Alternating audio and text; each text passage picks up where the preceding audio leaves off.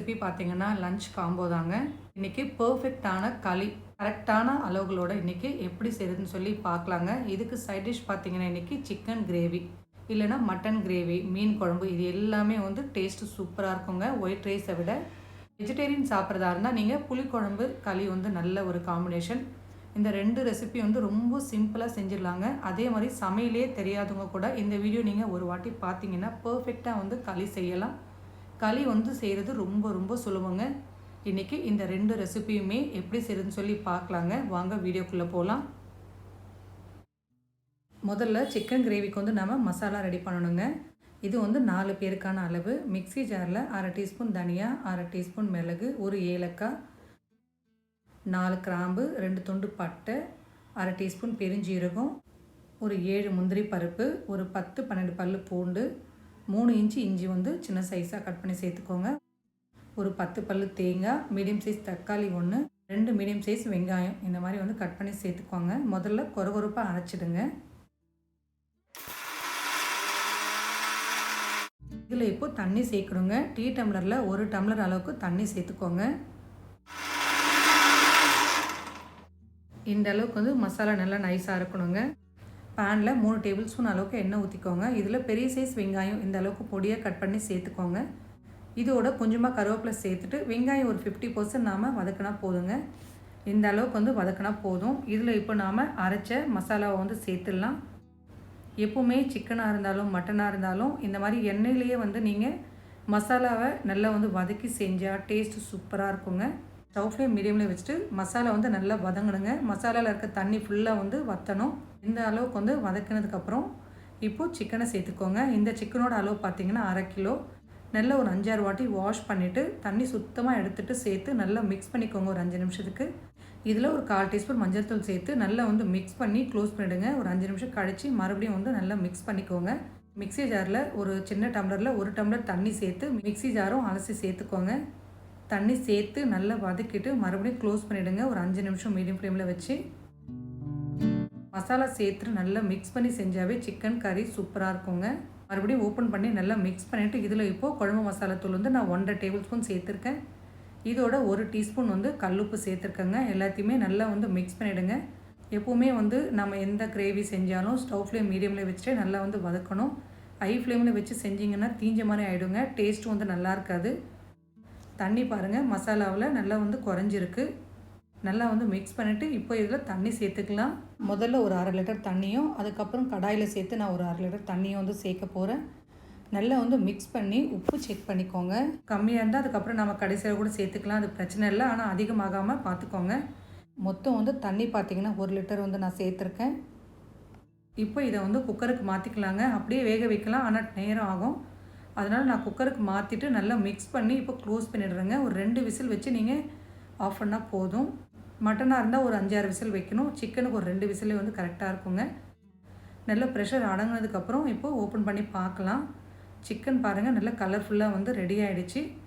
ஒரு வாட்டி நல்லா வந்து மிக்ஸ் பண்ணிவிடுங்க. இதை வந்து நான் பாதி இப்போது மார்னிங் பிரேக்ஃபாஸ்ட்டுக்கு இட்லிக்கு வந்து எடுத்துக்கிறேங்க. மற்றது பார்த்திங்கன்னா மத்தியானம் களிக்கு தான். உப்பு வந்து கம்மியாக இருக்குங்க. நான் மறுபடியும் வந்து 1 டீஸ்பூன் சால்ட் வந்து நான் சேர்த்துருக்கேன்.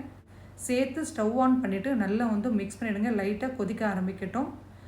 இப்போது இட்லிக்கு தனியாக வந்து நான் ஒரு பாத்திரத்தில் எடுத்துட்டேங்க. இந்த அளவுக்கு வந்து மார்னிங் பிரேக்ஃபாஸ்ட்டுக்கு போதும்.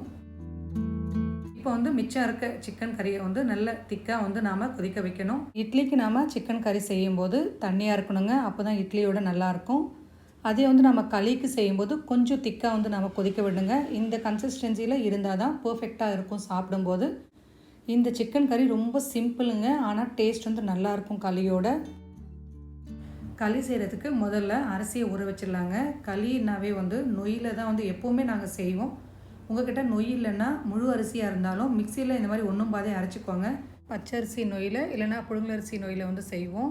ஆனால் ஹெல்த்தியாக செய்யலான்னு சொல்லி இந்த வாட்டி வந்து நான் சாம அரிசி தான் நான் எடுத்து வச்சுருக்கேங்க. சாம அரிசி பார்த்திங்கன்னா இந்த மாதிரி தான் இருக்கும். 1 கப் வந்து எடுத்துக்கோங்க.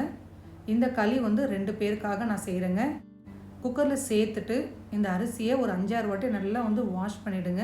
இப்போது அரிசியில் வந்து தண்ணி சேர்த்துடலாங்க. 1 கப்பு அரிசிக்கு வந்து 7 கப்பு தண்ணி கம்பல்சரி சேர்க்கணுங்க. அப்போ தான் வந்து உங்களுக்கு களி பர்ஃபெக்டாக வரும்.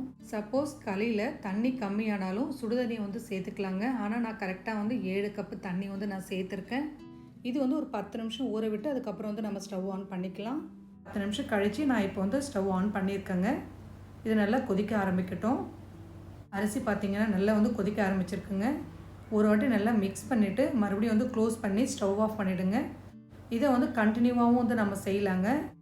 இல்லைனா ஸ்டவ் ஆஃப் பண்ணி ஒரு 10 நிமிஷம் கழித்து இப்போ வந்து நாம் ராகி மாவு வந்து சேர்க்க போகிறோம். ஸ்டவ் ஆன் பண்ணிவிட்டு இதில் வந்து ஒரு 1/2 டீஸ்பூன் உப்பு சேர்த்து நல்லா வந்து மிக்ஸ் பண்ணிவிடுங்க.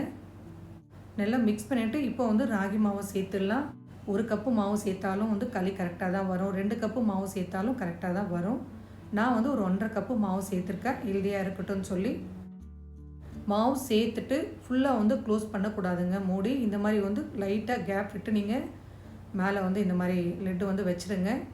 ஸ்டவ் ஃப்ளேம் அதே மாதிரி ரொம்ப லோவில் தான் இருக்கணுங்க. ஸ்டவ்வில் வந்து சின்ன அடுப்பு இருக்குல்லங்க, அந்த ஸ்டவ்வுக்கு வந்து மாற்றிக்கோங்க. மாவு சேர்த்துட்டு இந்த மாதிரி லைட்டாக கொதிக்க ஆரம்பிக்கும் போது ஸ்டவ் ஃப்ளேம் நல்லா கம்மி பண்ணி வச்சுட்டு இந்த மாதிரி மூடி வந்து இந்த மாதிரி ஓரமாக வச்சுருங்க.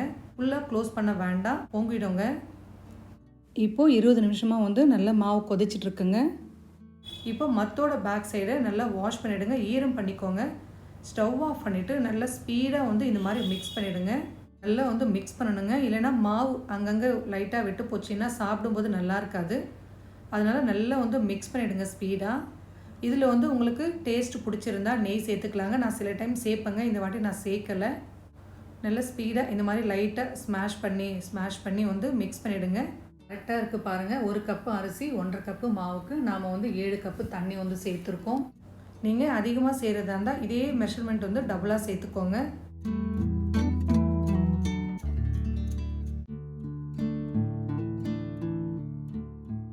கரண்டியை வந்து லைட்டாக ஈரம் பண்ணிவிட்டு இந்த மாதிரி ஒரு வாட்டி மிக்ஸ் பண்ணி க்ளோஸ் பண்ணிவிடுங்க. ஒரு 5 நிமிஷம் வந்து அந்த சூட்லேயே இருக்கட்டும். அதுக்கப்புறம் நாம் வந்து உருண்டை பிடிச்சிடலாம்.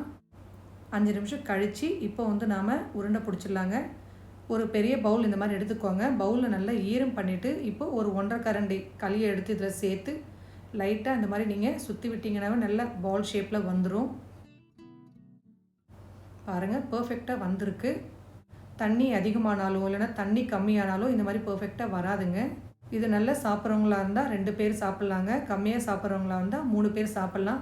இப்போது சூப்பராக களியும் அதுக்கப்புறம் சிக்கன் கறியும் ரெடி ஆகிடுச்சு. நம்ம சாமை, குதிரைவாலி, வரகு இந்த மாதிரி சேர்த்து செய்யலாங்க. நல்ல ஆரோக்கியமாகவும் இருக்கும், டேஸ்ட்டும் வந்து ரொம்ப நல்லாயிருக்கும். இதே மெத்தடில் ஒரு வாட்டியாவது செஞ்சு பாருங்கள். நான்வெஜ் சாப்பிட்றவங்களா இருந்தால் இந்த மாதிரி செய்யுங்க. நான்வெஜ் சாப்பிடாதவங்களுக்கு புளிக்குழம்பு இல்லைனா பீர்க்கங்காய் கறி, கோஸ் கூட்டு இதோடு வந்து வச்சு சாப்பிடுவாங்க.